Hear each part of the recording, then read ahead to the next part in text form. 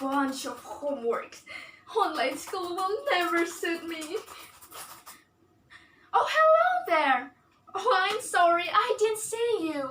How are you today? I hope you're doing fine, but you see, COVID-19 is a real serious thing to handle. It makes everything being held online, including my school. It makes every day feels like a long and tiring day. But wait, maybe today is an exception. Cause you know what? Right now, I just can't wait to tell you my reckless past story. Anyways, are you ready? Okay, let's begin. So, when I was 12, my school decided to send me as a representative in a Balinese dance competition. Whoa! I was so happy about it. Balinese dance was my passion, and I love Balinese dance so much ever since I was a child. I've been training since I was 7. It was such a great opportunity to show off my skill. But sadly, the competition was held on the same week as my semester examination. But I took the chance anyway. I focused myself on the training. I trained so hard on the very first week. Even after my main training schedule, I would train again when I got home, all by myself until the time reached midnight. It was so exhausting, but it was so fun. And one day, on a bright Monday morning, I woke up late for school because I trained for too long in the last night. Oh no, I can't be late. I forgot to turn on the alarm, I said frankly as I put on my backpack in a rush. I ran as fast as I could, but I would never make it in time. When I arrived at school, all of my friends were already inside the classroom. And Mrs. Dayu, my teacher in class, she was already sitting on her desk. Oh, look at who's late for class, said Mrs. Dayu as she looked at me angrily. I'm sorry, Mrs. Dayu. Shh! No more excuses, child. You may sit down, but I can assure you that your attitude points will get reduced, said Mrs. Dayu. After I heard everything that grumpy woman just said, my mood went downhill. She was really annoying. During her lecture, I decided not to listen to anything she just said. Instead, I decided to play and have fun with my friends.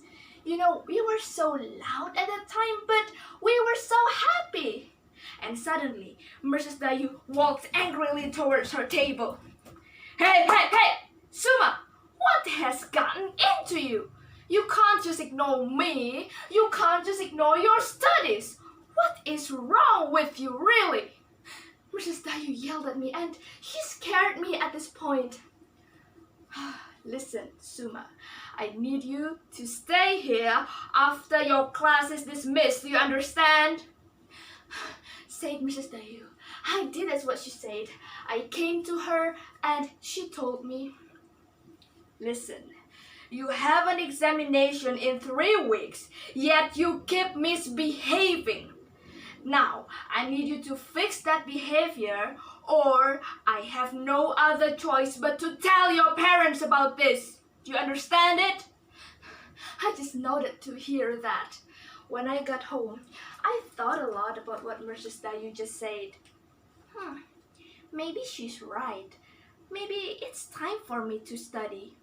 Finally, it had been decided that I would spend my time for studying as a preparation for my examination. I studied for day and night. I barely practiced on my performance. Should I practice on my dance? Nah, not now. I can win without even trying. Finally, the examination date had due. I could answer all of the questions boldly, and I was so positive on the result. Now, for the dancing competition. I was so nervous because my practice wasn't enough, yet the other participants were being so amazing. I tried to calm myself down. I tried to encourage myself, but whatever I did that day, it was all in vain. You know, in that competition, my performance was terrible. My face was emotionless and my movements were weak. Moreover, I did some part wrong. My mentor from school was so mad at me. Look, this is exactly what happened when I told you to come at my place and practice, but you didn't. Not long after that, my rival, Regina, she came to me with an unpleasant face. Hey, Suma, listen, I've seen everything. You know what? It was all so embarrassing. If I were you, I would just go hide and quit. You know, you're not suited to be a dancer. You should quit. Quit, you get it? Quit! My heart broke into little pieces to hear that. How could she say something so cruel? I just cried my eyes out that day. 2 days later, I was still unable to move on. I came to school and I found out that my examination grades were good, but at what cost? Well, I guess I lost my pride as a dancer. After school, I came to my dancing class. I met my mentor there. His name was Mr. Muddy. She was a quiet old man. After my training began, Mr. Muddy noticed a lot of changes in my movements. Hey, Suma, listen. It's not how you do it. You know it, right? Come on here.